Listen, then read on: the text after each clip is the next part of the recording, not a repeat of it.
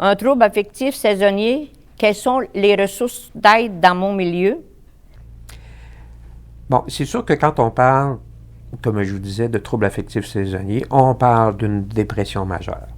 Alors, à ce moment-là, les ressources disponibles sont toutes les ressources qu'on connaît, c'est-à-dire d'aller chercher de l'aide auprès de votre médecin de famille, parce qu'on parle d'une symptomatologie qui est quand même assez significative pour empêcher les gens d'être fonctionnels au travail. Alors, à ce moment-là, il faut en parler à votre médecin de famille pour que lui puisse être capable de faire le diagnostic. Évidemment, quand on parle d'une symptomatologie assez franche pour parler d'un trouble affectif saisonnier, alors le médecin pourra, selon son confort, vous prescrire une médication ou peut-être même juste commencer par une lampe si dans son esprit c'est assez clair que c'est assez caractéristique des éléments saisonniers. Ou sinon, commencer une médication antidépressive à ce moment-là.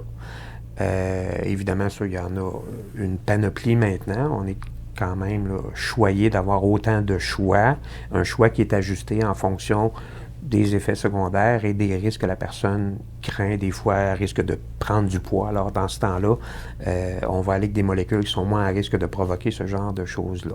On va y aller souvent avec des molécules qui vont aider la personne à être quand même actif et ne pas nécessairement sombrer dans trop de sommeil, qui est un des symptômes qu'on peut voir.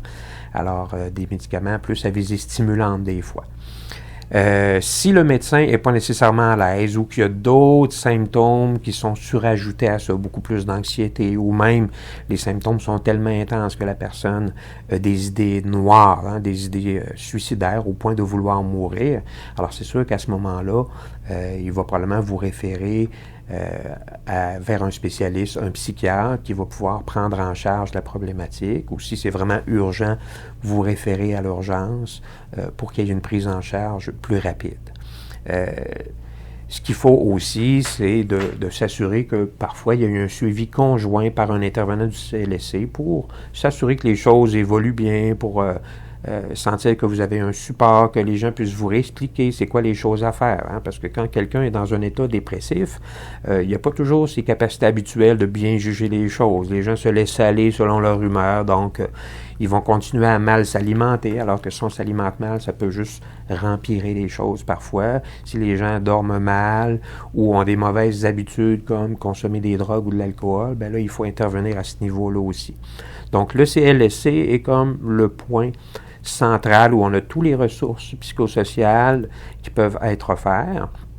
Et si c'est nécessaire d'aller plus loin, soit le médecin généraliste ou le spécialiste, alors les gens nous seront envoyés là, à la clinique externe de psychiatrie de votre secteur à ce moment-là.